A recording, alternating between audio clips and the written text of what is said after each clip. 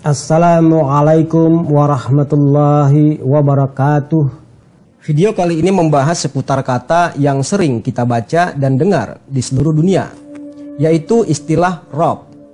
Arti kata Rob yang sudah ada kita jumpai dan digunakan adalah berarti sama dengan Tuhan. Sedangkan kata Tuhan pada mulanya adalah sebuah pergeseran dari istilah Tuan tanpa huruf H menjadi Tuhan dengan huruf H. Dan ini terjadi karena kesalahan seorang Belanda yang bernama Lejeker pada tahun 1678. Penjelasan ini bersumber dari seseorang yang bernama Alif Dania Munshi di majalah Tiara pada tahun 1984. Ia menyebutkan bahwa peristiwa itu terjadi sebagai salah satu gejala paramasuai, yaitu penambahan bunyi H yang nirguna atau tidak ada guna pada kata-kata tertentu. Misalnya hembus, hempas, hasut, dan Tuhan. Alif menyatakan bahwa gejala itu timbul karena pengaruh lafal daerah, rasa tidak percaya diri sendiri, dan yang paling penting adalah yang berkaitan dengan penjajahan bangsa-bangsa Eropa terhadap bangsa Indonesia. Lingua franca Melayu yang dipakai bangsa-bangsa Eropa antara lain Portugis dan Belanda sebagai bahasa administrasi untuk kegiatan ekonomi dan politik di seantero Nusantara juga dipakai dalam kepentingan penyiaran agama Nasrani, agama umum yang dianut oleh bangsa-bangsa Eropa. Lebih lanjut, Alif mengatakan bahwa peralihan Tuan menjadi Tuhan sepenuhnya bersumber dari kepercayaan mereka atas Yesus. Mereka biasa menyebut Yesus dengan panggilan Tuan, yang dalam bahasa Yunani adalah Kyrios. Dalam bahasa Portugis disebut Senor, dalam bahasa Belanda disebut Here, dan dalam bahasa Prancis disebut Seigneur. Juga dalam bahasa Inggris disebut Lord. Ada beberapa kutipan bahwa sebutan Tuan bagi Yesus berasal dari surat-surat Paulus, orang Turki yang menggunakan bahasa Yunani kepada bangsa Yahudi, Romawi, dan Yunani di daerah Helenisme. Pada setiap akhir suratnya, Paulus selalu menyebut Yesus sebagai Tuan. Misalnya, semoga rahmat Yesus Tuan kita menyertai ruh kita. Kalimat tersebut dalam bahasa Portugis berbunyi A grace de moço Senhor Jesus Cristo seja com o vosso espiritu. Kalimat tersebut dalam bahasa Belanda berbunyi De gene de van onzen Here Jesus Christus zit met you guess. Kalimat tersebut dalam bahasa Prancis berbunyi Qua la grâce de notre Seigneur Jesus Christ soit avec votre esprit.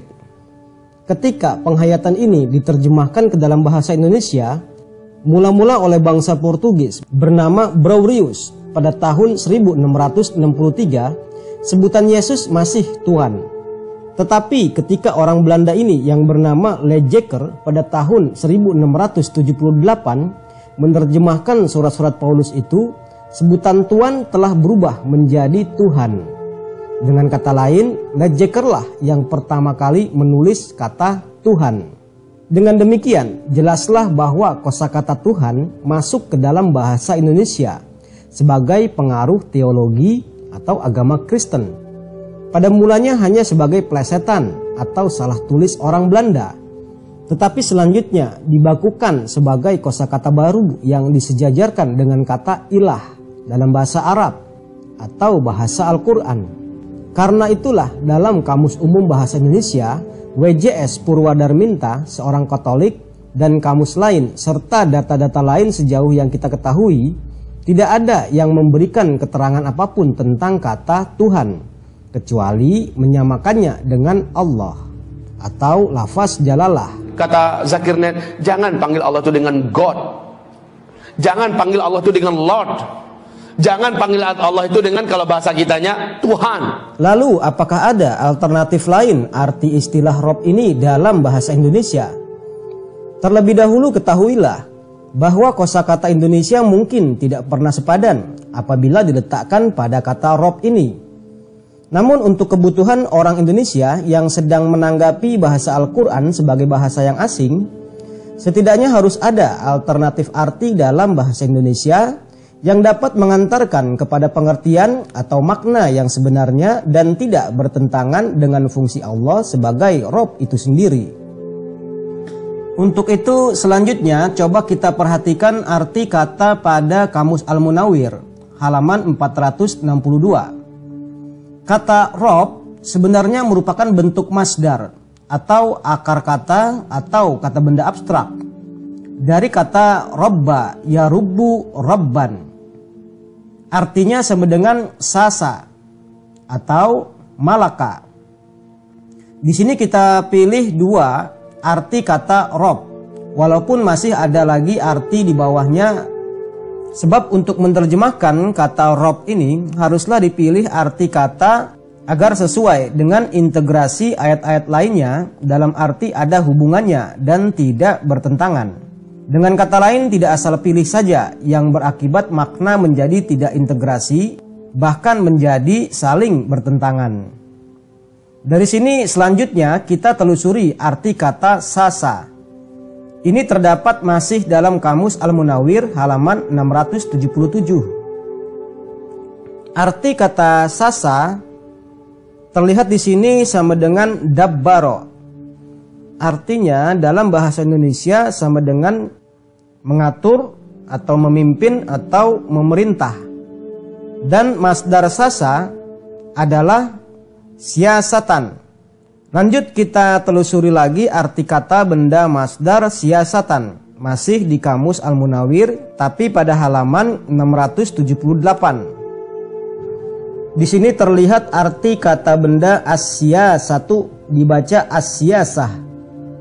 Artinya sama dengan al-khittatu dibaca al-khittah. Artinya sama dengan bisa siasat atau politik atau kebijakan. Di sini kita pilih arti kata al-khittatu sama dengan kebijakan. Maka kata robban sebagai isim mustaq atau kata benda jadian juga bisa berfungsi menjadi pelaku musyabahah mubalaghah karena berpola atau berwazan fa'lun, menjadi artinya sama dengan pemilik atau pembuat atau penentu kebijakan dan sebagainya. Dalam bahasa Inggris disebut sebagai policy maker. Coba kita implementasikan ke dalam kata Rabbul Alamin. Artinya sama dengan pembuat atau pemilik atau penentu kebijakan semesta alam. Nah, bukankah tunduk patuhnya pergerakan semesta alam ini kebijakan Allah? Silahkan berkomentar, tetapi jangan berpolemik.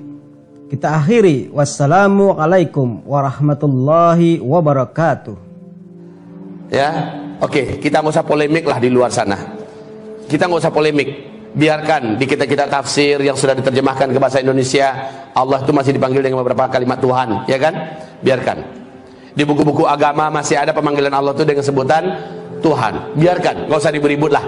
Cuma bagi kita sudah ada ilmu, adalah lebih beradab kalau dipanggil Ya Allah, Ya Rabbi, Ya Ilahi, Ya Rabbi. Begitu lebih indah, Pak, daripada Ya Allah, Ya Tuhanku.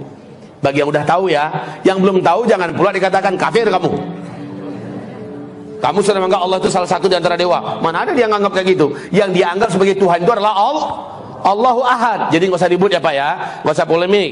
Biarkan saja ini bergulir. Tetapi yang ngerti, yang udah paham, walillahil asmaul husna fad'uuhu biha wa dharul ladzina yulhiduna fi asma'i.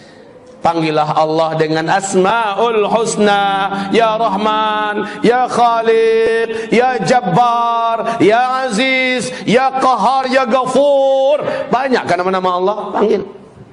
Tinggalkanlah orang-orang yang menyimpang dalam memanggil-manggil nama Allah Subhanahu wa ta'ala.